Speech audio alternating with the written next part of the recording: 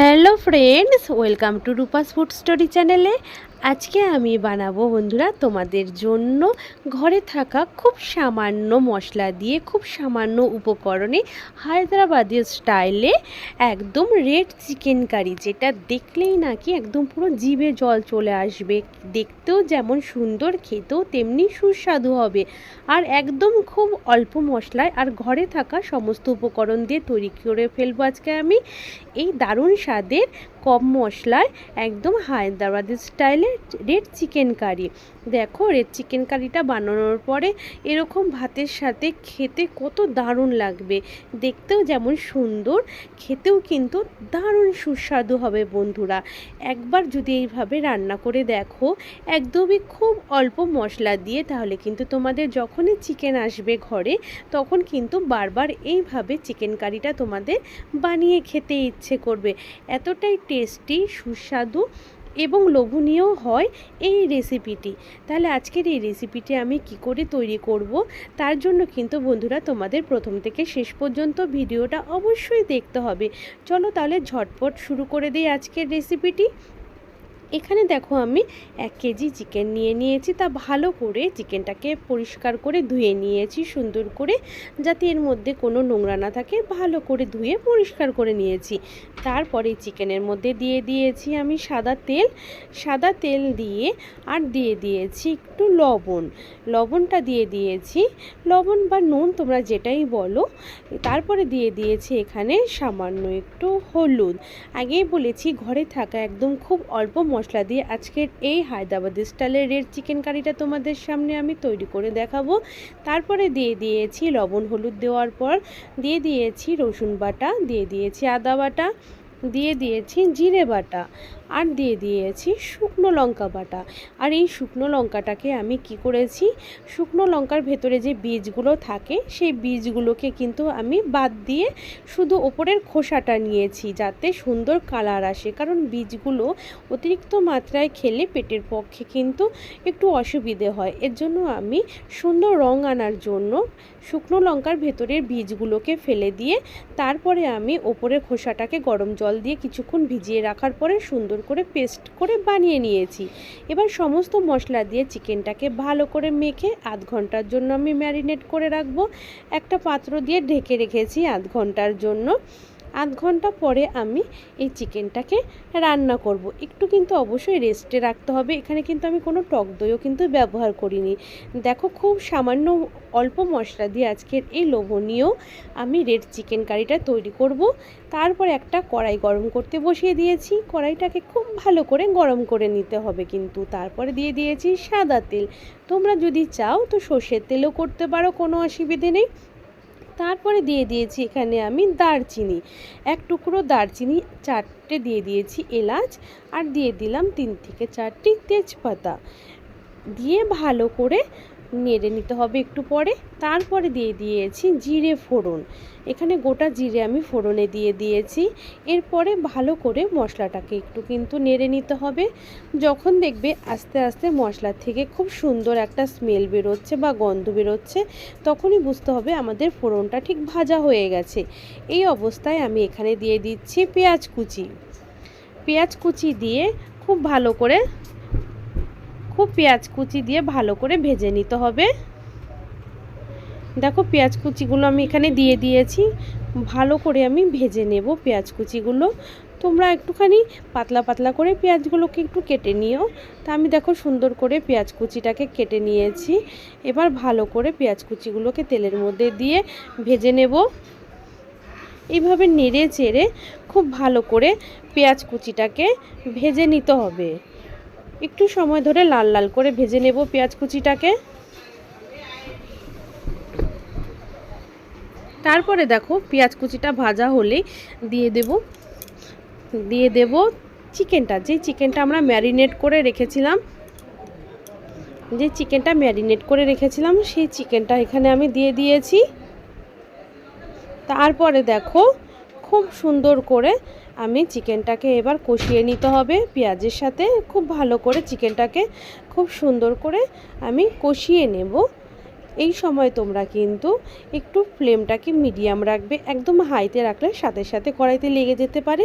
তা মিডিয়ামে রেখে আগে একটু ভালো করে নেড়ে চেড়ে চিকেনটাকে ভালো করে একটুখানি কিছুক্ষণ কষিয়ে নিতে হবে। এরকম দেখো বারে বার নেড়ে চেড়ে খুব ভালো করে চিকেনটাকে কিন্তু কষিয়ে নেব আমরা। তা দেখো খুব সুন্দর করে আমি চিকেনটাকে কষিয়ে নিয়েছি।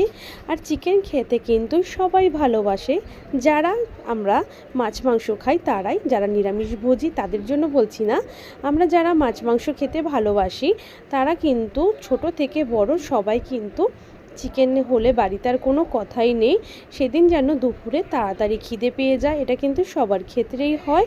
আর চিকেন দিয়ে ভাত, রুটি, পরোটা যেটাই বলো সেটাই দিয়েই কিন্তু খেতে দারুণ লাগে। তা দেখো এভাবে নেড়ে চেড়ে সুন্দর করে চিকেনটাকে এইভাবে নেড়েচেড়ে একটু কষিয়ে নিতে হবে। তারপর দেখবে যখন চিকেনের থেকে সুন্দর এরকম তেল ছাড়তে শুরু করেছে, এই অবস্থায় আমি এখানে দিয়ে দেব টমেটো পেস্ট। এখানে দেখো আমি মিডিয়াম সাইজের 3টে টমেটোকে পেস্ট করে রেখেছিলাম, সেই টমেটো পেস্টটা আমি চিকেনের মধ্যে দিয়ে দিয়েছি। তারপর টমেটো পেস্টের সাথে খুব ভালো করে চিকেনটাকে একদম নেড়েচেড়ে কষিয়ে নেব সুন্দর করে। আর যেহেতু এখানে কোনো আলু ব্যবহার করছি না, তা গ্রেভিটা করার জন্য অবশ্যই কিন্তু এখানে একটু বেশি করে টমেটোটা দিতে হবে, এর ফলে কিন্তু খুব সুন্দর একটা গ্রেভি তৈরি হবে। দেখো এভাবে সুন্দর করে নেড়ে চেড়ে আবার টমেটোর যে পেস্টটা ভালো করে চিকেনের সাথে কষিয়ে নিতে হবে সুন্দর করে, যাতে টমেটোর থেকে যে কাঁচা গন্ধটা আছে সেটা দূর হয়ে যায় এবং টমেটোর মধ্যে যে রসটা আছে সেটাও একটু আমাদের শুকিয়ে নিতে হবে। তা অনবরত নেড়ে চেড়ে ভালো করে একটু সময় ধরে টমেটোর পেস্টটাকে দিয়ে চিকেনের সাথে ভালো করে কষিয়ে নিতে হবে সুন্দর করে, যাতে টমেটোর সমস্ত কাঁচা গন্ধটা বের হয়ে যায়। দেখো খুব ভালো করে কষিয়ে নিয়েছি। তারপর এখানে আমি ব্যবহার করছি চিকেন কারি মশলা। আর চিকেন কারি মশলাটা কিন্তু খুব সহজেই একদম মুদিখানার দোকানে পাওয়া যায়। এটা কিন্তু দামও বেশি না, একদম অল্প পয়সায় পাওয়া যায়। এটা 5 থেকে 10 টাকার মধ্যেই কিনতে পাওয়া যায়। দেখো এবার চিকেন কারি মশলাটা দিয়ে খুব সুন্দর করে কষিয়ে নিতে হবে, এর ফলে কিন্তু খুব সুন্দর একটা গন্ধ বেরোবে চিকেনের থেকে, দারুণ গন্ধ বেরোবে। এর জন্য চিকেন কারি মশলাটা দিয়ে আমি খুব সুন্দর করে ভালো করে চিকেনটাকে কষিয়ে নেব। বারে বারে এই সময় হাই হিটে রাখতে হবে। হাই হিটে রেখে চিকেনটাকে কিন্তু অনবরত ভালো করে নেড়ে চেড়ে কিন্তু কষিয়ে নিতে হবে সুন্দর করে। আর না নাড়লে কিন্তু চিকেনটা যদি নিচে থেকে লেগে যায় তাহলে কিন্তু একদম এর স্বাদটা নষ্ট হয়ে যাবে। তা আগে থেকে কিন্তু আমি গরম জল বসিয়ে রেখেছিলাম। চিকেনটা আমাদের কষানো হয়ে গেছে খুব সুন্দর করে। তারপর এখানে আমি অ্যাড করে দিয়েছি গরম জল। তোমরা যে যেমন গ্রেভি রাখতে চাও সেই অনুযায়ী কিন্তু এখানে জল দিয়ে দেবে। তা আমি এখানে দেখো সুন্দর করে গরম জল দিয়ে দিয়েছি। আর তোমরা কিন্তু অবশ্যই চেষ্টা করবে চিকেন কিংবা মাটন যখনই রান্না হবে অবশ্যই চেষ্টা করবে গরম জল অ্যাড করার। তা দেখো এবার সমস্ত মাংসের সাথে বা চিকেনের সাথে জলটাকে আমি ভালো করে নেড়ে চেড়ে মুশিয়ে নেব, যাতে সমস্ত চিকেনটা ঝোলের সাথে সুন্দর করে মিশে যায়। দেখো এবার ভালো করে নেড়ে চেড়ে নিয়ে এবার সুন্দর করে ফুটিয়ে নিতে হবে। এখানে আমি 5 থেকে 7 মিনিটের জন্য হাই হিটে রেখে খুব ভালো করে চিকেনের ঝোলটাকে বা গ্রেভিটাকে আমি ফুটিয়ে নেব।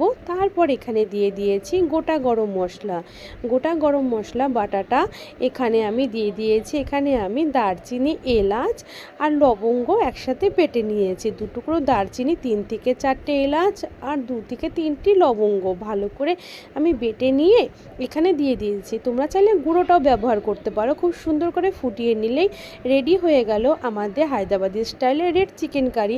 তাহলে তো দেখলেই বন্ধুরা খুব সহজে একদম ঘরোয়া অল্প মশলা দিয়ে সুন্দর একটা হায়দ্রাবাদি স্টাইলের রেড চিকেন কারি রেডি হয়ে গেল। তা এটা আমি একটা গামলায় সার্ভ করে দেখাচ্ছি। কত সুন্দর রঙটা এসেছে, দেখতে কিন্তু কতটা লোভনীয় হয়েছে, খেতেও তেমনি টেস্টি হবে। আজকের ভিডিওটা কেমন লেগেছে তোমাদের কাছে? যদি ভালো লেগে থাকে অবশ্যই আমার ভিডিওটাতে একটা কিন্তু লাইক করবে আর কমেন্ট করতে কিন্তু অবশ্যই ভুলবে না। তোমরা কে কোথা থেকে দেখছো প্লিজ একটু কমেন্ট করে আমাকে জানাবে। আর আমার ভিডিওটাকে অন্য বন্ধুদের মাঝে বেশি বেশি করে শেয়ার করে দিও। আর আমার চ্যানেলে যদি কোনো নতুন বন্ধু হয়ে থাকো অবশ্যই চ্যানেলটাকে সাবস্ক্রাইব করে নিও, পাশে থাকা বেল আইকনটাকেও প্রেস করে দিও যাতে নতুন নতুন ভিডিও সবার আগে তোমাদের কাছে পৌঁছে যায়। আজ এই পর্যন্তই, অন্য কোনো ভিডিও নিয়ে আবার হাজির হয়ে যাব। বাই।